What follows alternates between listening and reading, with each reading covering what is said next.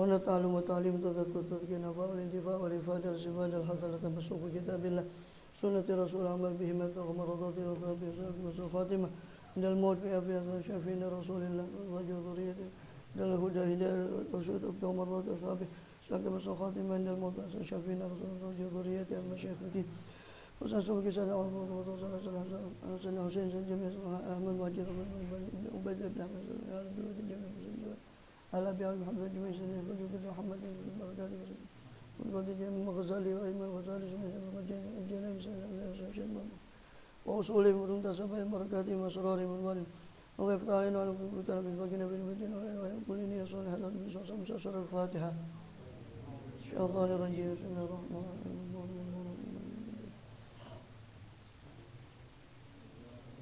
صراط المستقيم صراط الذين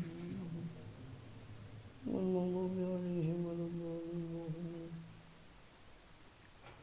بسم الله الرحمن الرحيم الحمد لله رب العالمين وبه نستعين على أمور الدنيا والدين وصلى الله وسلم على أشرف الأنبياء والمرسلين سيدنا نبينا وحبيبنا وشفيعنا وقرة أعيننا محمد وعلى آله وصحبه أجمعين على جميع التابعين لهم بإحسان إلى يوم الدين وعلينا معهم وفيهم برحمتك يا أرحم الراحمين أما بعد قالوا سبحانك لا علم لنا إلا ما علمتنا إنك أنت العليم الحكيم رب اشرح لي صدري ويسر لي أمري wahlul 'uqdatan min lisani yafqahu qawli amin walhamdulillah.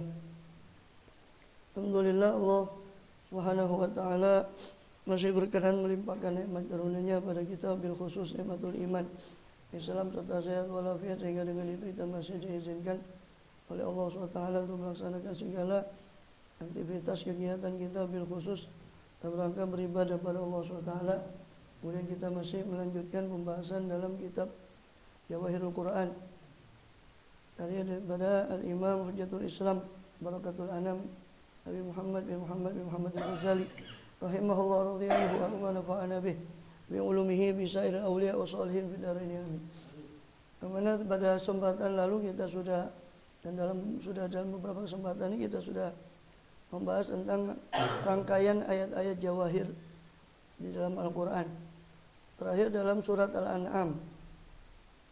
Yang terakhir kita bahas pada surat Al-An'am mulai dari ayat ke-59 sampai ke ayat ke-65. Nah, sekarang kita membahas rangkaian ayat jawahir masih dalam surat Al-An'am pada ayat 73 hingga ayat 79, yaitu firman Allah SWT, a'udzubillahi minasyaitonir rajim. Wa huwal ladzi khalaqas samawati wal arda bil haqqi wa yawma yaqulu kun fayakun.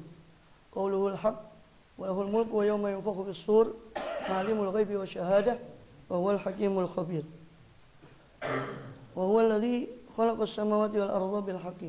Dan dialah Allah Subhanahu wa taala yang menciptakan 7 lapis langit dan bumi dengan sungguh-sungguh, dengan benar, dengan hak. Wa yauma yaqulu kun fayakun, dan ketika dia berkata kun, jadilah, fayakunu, maka jadi. Dan ini sudah dibahas oleh Imam Ghazali. Masalah kun ini bukan berarti Allah mengucapkan kun, tapi semudah itu Allah menciptakan sesuatu seperti orang yang mengucapkan kun, jadilah, maka jadi sesuatu itu tadi. Qauluhul haq, ucapan dia adalah benar. Semua firman-Nya adalah benar. Kemudian walahul mulku yauma yunfakhu fis-sur. Hak dalam makna benar, dalam makna pasti terjadi. Hak juga maknanya adalah sabit, tetap. Yani apa yang difirmankan oleh Allah pasti ya tetap seperti itu. Apa yang sudah difirmankan ya tidak mungkin terjadi selain itu. Walahul mulku yauma yunfakhu fis-sur. Dan hanya milik Allah lah segala al-mulk, segala kekuasaan pada hari yunfakhu fis-sur, pada hari ditiup sangkakala. Dan ini sudah kita jelaskan waktu kita menjelaskan Fatihah. Ini mirip dengan Maliki Yaumiddin, hari di apa? Raja di hari pembalasan. Lahul mulku. Ya. Dikatakan hanya miliknya segala kekuasaan, milik Allah lah segala kekuasaan. Hanya milik Allah segala kekuasaan pada hari yunfaku fisur, pada hari ditiupnya sangkakala. Bukan berarti sebelum hari itu kekuasaan milik yang lain, tetapi memang kekuasaan Allah secara nyata itu baru bisa disaksikan oleh manusia ketika hari berbangkit itu. Sekarang ini ya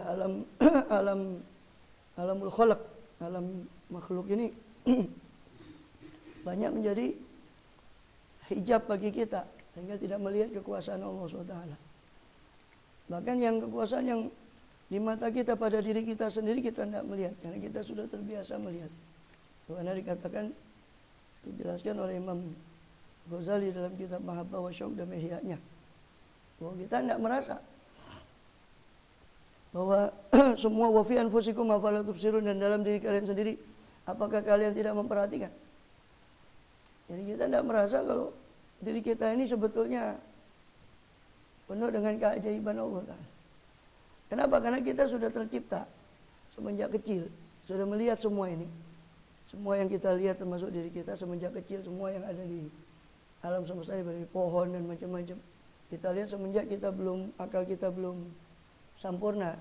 Dewasa kan ketika umur 12 tahun itu baru kesempurnaan akal dalam arti operasional abstrak ya, dalam ilmu psikologi perkembangan. Jadi bahwa apa? Kita sebelum usia 12 tahun mulai dari 0 hari sampai itu kita kan sudah melihat ini semua. Walaupun belum bisa mencerna, sudah melihat. Nah, sesuatu yang dilihat terus itu menjadi terbiasa kan. Makanya kita tidak menganggap ini keajaiban. Karena kita sudah melihat sejak kecil. Baru ketika ada hewan yang aneh, ada sesuatu yang aneh, baru kita, oh subhanallah. Ajib. Subhanallah kepada yang itu, tapi tidak subhanallah kepada yang ini. Ini kan aneh. Kepada yang dia saksikan sehari-hari, dia tidak subhanallah. Ketika ada sesuatu yang ajaib, baru melihat subhanallah. Ya, karena sudah terbiasa. Jadi alamul khalaq ini ya itu kan merupakan hijabnya. Sehingga bahkan ya, semua itu hijab dari melihat kekuasaan Allah itu tadi. Baru ketika sudah sampai di fase alam akhirat, semuanya adalah sesuatu yang hakiki, barulah di situ nyata kekuasaan Allah. Sehingga dikatakan Maliki Yaumiddin, raja di hari pembalasan. Bukan berarti Allah tidak raja di dunia. Ya. Miliknya lahul mulku wa lahul hamdu yuhyi wa yumit. Miliknya segala kekuasaan. Tapi dibilang di sini yauma yunfaku fisur, hanya milik Allah kekuasaan pada hari ditiupnya sangkakala, karena pada hari itulah kemudian baru nyata bagi manusia kemahakuasaan Allah SWT. Adapun Allah ya lahul mulk, hanya miliknya segala kekuasaan dimanapun dan kapanpun. Alimul ghaibi wa syahadah, dia mengerti yang ghaib dan yang nyata. Dia mengerti segala yang ghaib dan yang nyata, termasuk semua yang ghaib dan yang kita sembunyikan, yang kita terang-terangkan, yang suara kita yang yang kita keraskan, yang kita lirikkan, bahkan yang belum terbetik dalam hati kita. Ya alamu sirra wa akhfa, Allah mengetahui bisikan hati dan yang lebih sembunyi dari bisikan hati itu sendiri. Wa huwal hakimul khabir, dan dia maha bijaksana lagi maha khabir, maha mengetahui sedalam-dalamnya, seluk-beluk segala sesuatu.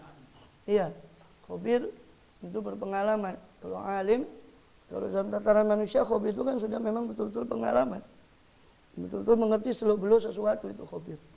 Kalau Allah bukan hanya seluk-beluk sesuatu, seluk-beluk segala sesuatu, Allah itu maha mengetahui, khabir. Wa idh qala Ibrahimu li abihi azara atattakhidhu asnaman aliha ini araka qawmaka fi dhalalin mubin. Di ayat berikutnya, ayat itu dari ayat 73, ayat 74, Allah menunjukkan bagaimana contoh dari Nabi Ibrahim mencari daripada kekuasaan Allah Subhanahu wa taala. Ya. Mencari dari alam semesta ini untuk kemahakuasaan Allah, sehingga sampai dia kepada kesimpulan terakhirnya nanti, ini wajjahtu wajhiyal ladzi fatara samawati wal ardh Qala Ibrahim, dan ingatlah ketika Ibrahim berkata kepada ayahnya, Azar. Ini pun khilaf tentang Azar ini apakah memang ayah kandungnya atau bukan. Ya, karena ada yang mengatakan Azar ini yang memelihara Nabi Ibrahim semenjak kecil. Adapun ayah aslinya adalah Taroh atau Tarikh. Ibrahim bin Tarikh atau bin Nahur. Ya, dan seterusnya sampai kepada Sam bin Nuh. Ya.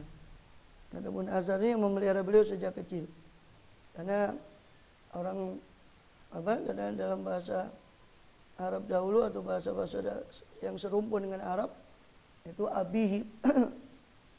Sebutan ab itu bukan hanya pada ayah kandung, tapi juga pada paman. Itu di surat Al-Baqarah. Wa sabya Ibrahim bani wa Yaqub ya bani innallaha, dikatakan qul na'budu ilahaka wa ilaha abaika.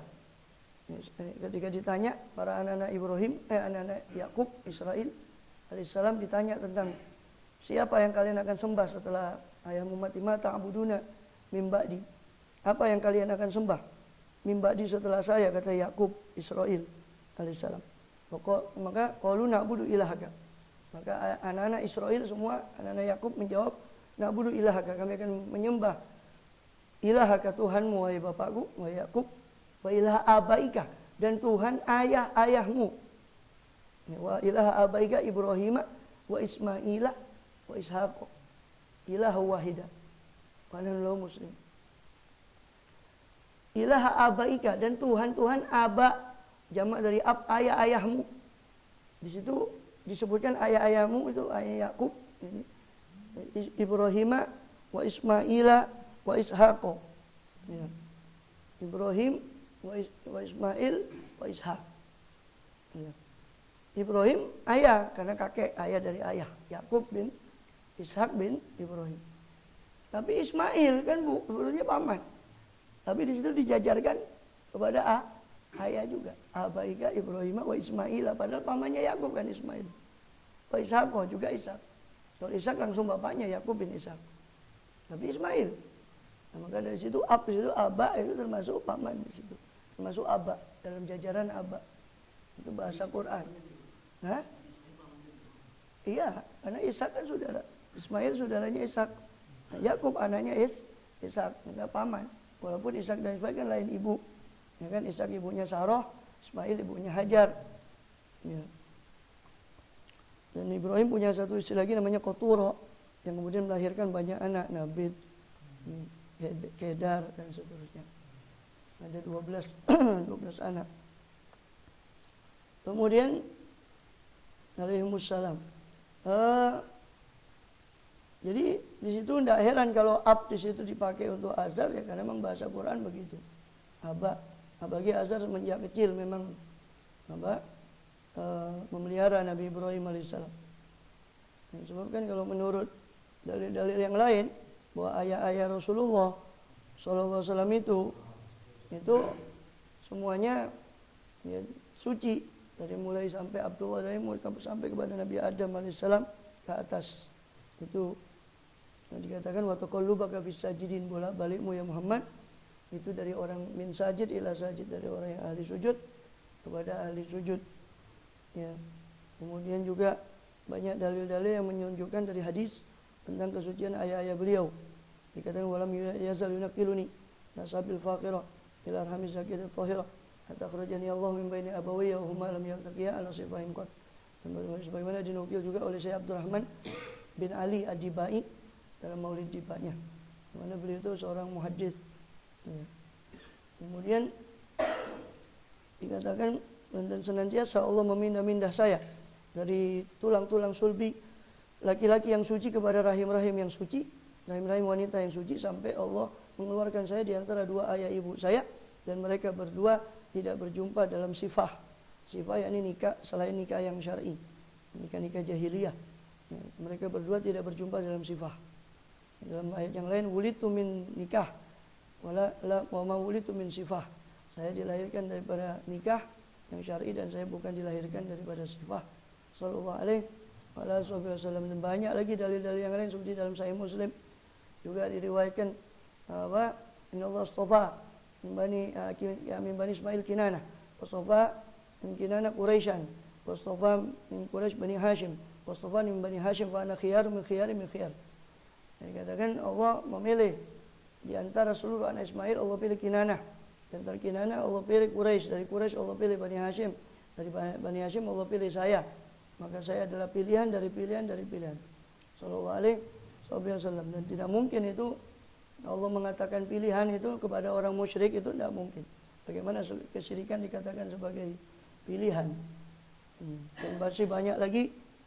Dan paling mentoknya adalah di Sahih Bukhari. Bahwa di Sahih Bukhari Rasulullah SAW sendiri beliau bersabda bahwasanya Inna Allah ja'alani fi khiyaril qurun qarnan fa qarnan hatta qarnal ladzi wulidtu fihi atau kama qala sallallahu. Dikatakan saya dijadikan oleh Allah di setiap masa pada generasi yang terbaik.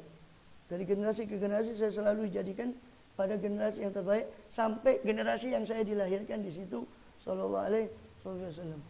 Banyak lagi hadis-hadis yang lain yang menceritakan tentang kesucian beliau, nasab beliau sallallahu alaihi wasallam, ya, dari pihak ayahnya juga ibunya. Ya. Atattakhidhu asnaman, maka Ibrahim berkata kepada Azar, atattakhidhu asnaman alihah, apakah engkau menjadikan, wahai Azar, apakah kau menjadikan asnam, menjadikan berhala-berhala itu sebagai Tuhan-Tuhan? Ini araka wa qaumaka fi dhal mubin, menurut saya sesungguhnya saya memandangmu dan kaummu berada pada kesesatan yang nyata. Wa kadzalika nuri Ibrahim malakutas samawati wal ard liyakuna minal muqinin, dan demikianlah kami perlihatkan kepada Nabi Ibrahim alaihissalam malakutas samawati, kerajaan langit, ya, dan bumi. Malakut itu alam ghaib, ya, bukan muluk. Ada alam muluk, ada alam malakut. Al-mulki wal malakut. Bandingannya seperti al-ghaibi was syahada. Syahada itu alamul muluk, al-ghaib itu malakut. Artinya malakut itu bukan malakut samawati, bukan langitnya itu. Makanya Allah tidak bilang nuri Ibrahim mulkas samawati, tidak, tapi malakutas samawat. Karena kalau mulkas samawat itu semua orang bisa lihat. Langit sebagaimana dia, kan semua orang kita bisa lihat juga. Bintang sebagaimana dia ada. Tapi Nabi Ibrahim melihat yang di balik itu, yang tidak bisa dilihat oleh mata zahir semua orang.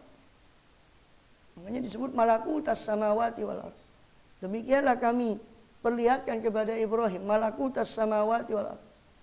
Sesuatu yang sisi ghaib daripada kegaiban daripada langit dan bumi, itu penciptanya dari balik langit dan bumi itu sendiri. Ya. Waliyakuna minal mukinin, dan supaya menjadi Ibrahim itu minal mukinin, termasuk orang-orang yang yakin. Makanya Imam Haddad, ya, radhiyallahu anhu, di kitab Risalah Mu'awanahnya itu kan menjelaskan bahwa salah satu cara untuk orang itu memperkuat keyakinannya kepada Allah SWT, imannya sampai derajat yakin, salah satu caranya adalah tadabbur kepada tanda kekuasaan Allah SWT. Ya. Makanya di sini kan dikatakan bahwa puncak daripada tadabburnya Ibrahim itu liyakuna minal mungkin, supaya dia menjadi orang yang yakin. Artinya melihat kepada malakut samawati itu salah satu sarana untuk mencapai keyakinan. Yakin itu adalah derajat iman yang tinggi yang sudah tidak digoyangkan lagi oleh syak, keraguan. Begitu yang didefinisikan oleh Imam Haddad di dalam Risalah Mu'awanahnya. Ya, dalam Risalah Mu'awanah. Dan Imam Haddad radhiyallahu anhu, Abdullah Haddad memberikan cara yang lain, yaitu tadabbur kepada Quran dan hadis. Apa yang ada di hadis, apa yang ada di Quran berupa penjelasan tentang kemahakuasaan Allah SWT. Ya, hadis di Quran. Juga yang ketiga adalah istiqomah dalam amal soleh. 3 cara ini, kata Imam Haddad di dalam Risalah Mu'awanah, boleh katakan tips dari beliau ketika orang ingin memperkuat keimanannya sehingga derajat yakin. Sampai derajat yakin, sebagaimana itu yang juga dicapai oleh para sahabat tentunya. Walaupun bukan hanya Sayyidina Ali sebetulnya, tapi banyak sahabat yang mencapai itu, tapi salah satunya yang mengucap itu adalah Sayyidina Ali. Lau kushifa anil ghita mazdatu yakinan. Seandainya dibuka tirai itu dari hijab itu kepada saya tidak bertambah lagi keyakinan saya, kata Sayyidina Ali bin Abi Thalib radhiyallahu anhu karena wajah. Iya, saking keyakinan sudah tidak bertambah lagi keyakinan saya. Ya. Itu derajat yakin. Mudah-mudahan Allah menaikkan derajat iman kita kepada derajat yakin. Amin ya rabbal alamin. Falamma janna alaihi lailu ra'a kaukaba. Maka ketika janna alaihi lail, ketika menutupi atasnya, atas Ibrahim apa malam itu, ra'a kaukaban, maka melihat siapa Ibrahim itu kaukaban, bintang. Ya. Atau planet.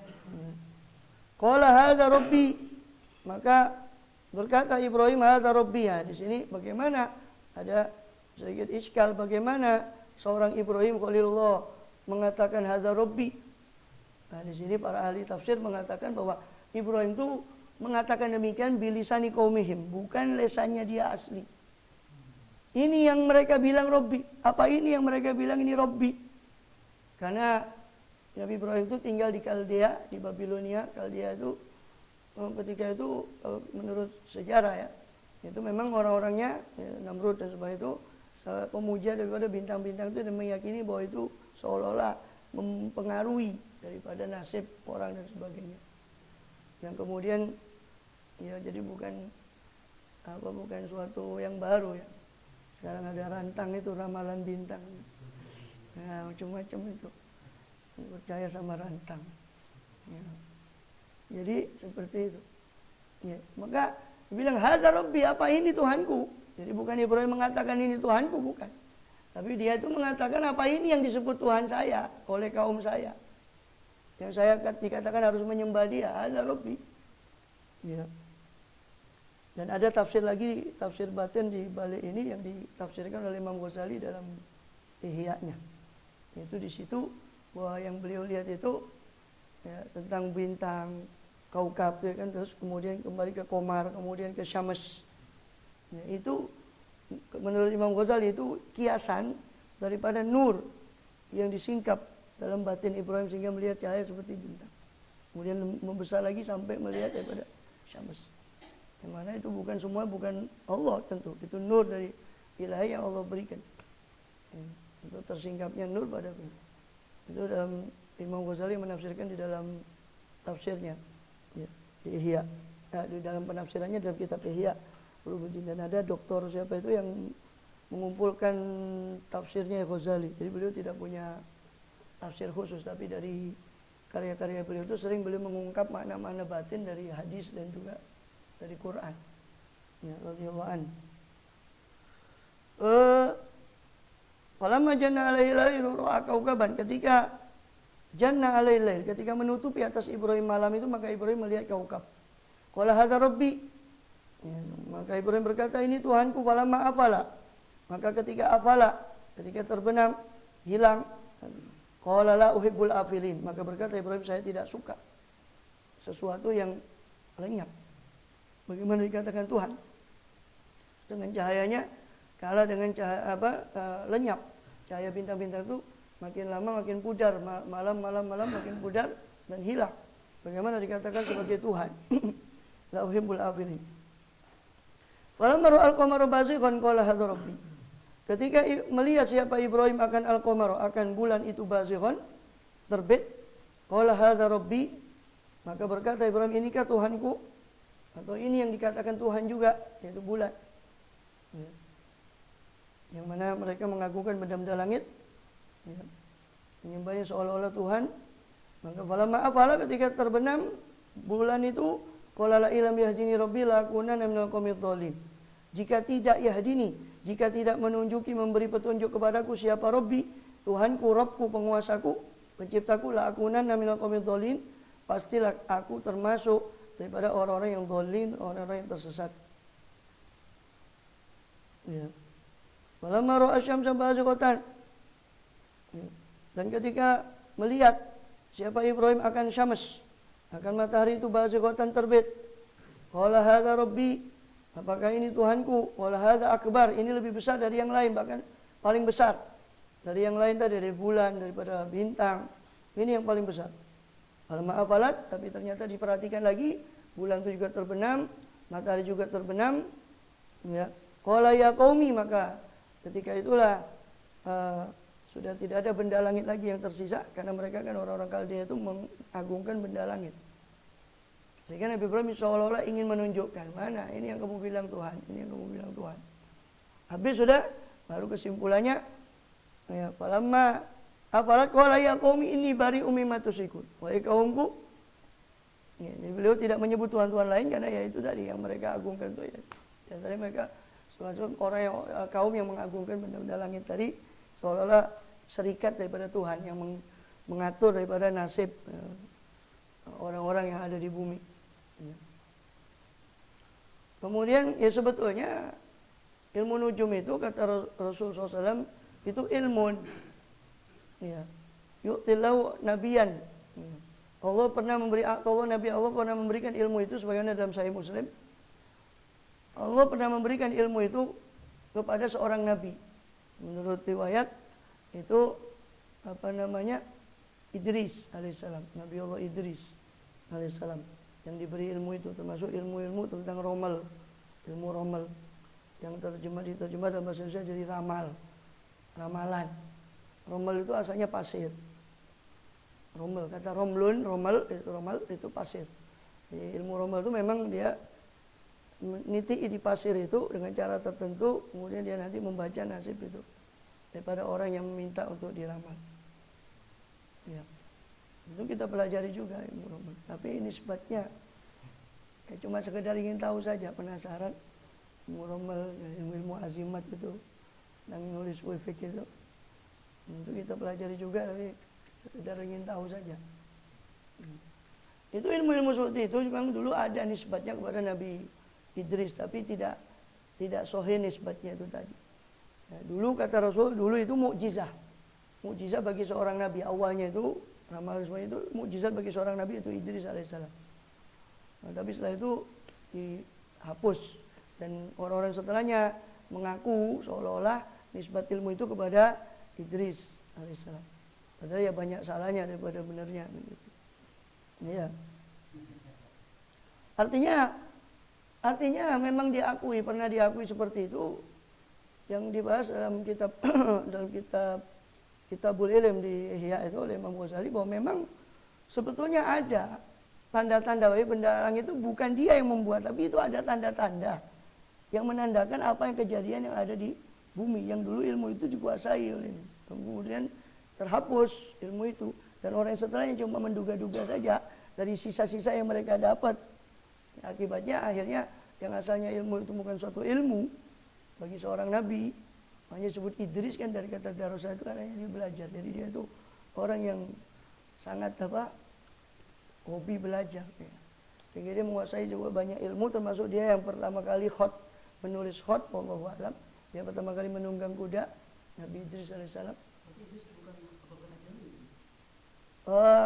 Nama Idris ya sudah keluar dari sorf daripada apa? Karena dia memang bukan ajami tapi ya tarkibnya itu. Ya. Jadi ada yang mengatakan namanya Akhunuh atau Henoch. Kalau di dalam Bible Perjanjian Lama memang nggak ada Idris, nama yang ada Henoch. Henoch itu Idris. Wallahu a'lam. Ya, julukannya Idris, Akhunuh. Ya, Akhunuh kalau dalam Ikhnuh, kalau dalam bahasa Arab tulisannya Hamzah, Kha, Nun, Waw, Kha. Kalau dalam Bible itu tulisannya Henoch. H-E-N-O-K-H. Henoch. Itu Idris alaihissalam. Wallahu a'lam. Iya, dia yang pertama kali menjahit baju juga. Dulu pakaian itu sekedar kain itu, sekedar kulit itu ditutupi, belum ada baju macam ini. Yang pertama kali menjahit itu. Dan beliau bertasbih setiap kali masuk itu tasbih pada Allah SWT. Nabi Idris alaihissalam. Banyak peradaban itu yang kemudian diwariskan oleh keturunan itu dinisbatkan kepada Idris alaihissalam. Wallahu a'lam. Yang pasti kalau yang ilmu tadi itu ada tentang ilmu romal dan nujum itu memang ada dalilnya di hadis. Tapi yang lain-lain itu ada riwayat tapi dhaif, lemah. Yang itu kuat riwayatnya di Sahih Muslim. Cuma nggak disebut Nabi Idris, Rasul cuma menyebut kanat mukjizatan li nabiyyin. Itu dulu mukjizat bagi seorang nabi. Tapi para penafsir dengan riwayat-riwayat yang lain kemudian mengkaitkan bahwa Nabi itu yang dimaksud adalah Idris alaihissalam. Allahu a'lam. Allahu a'lam itu juga termasuk ya, karena di syarah Dasuki Umul Baroin itu memang disebutkan di Sanusi ya.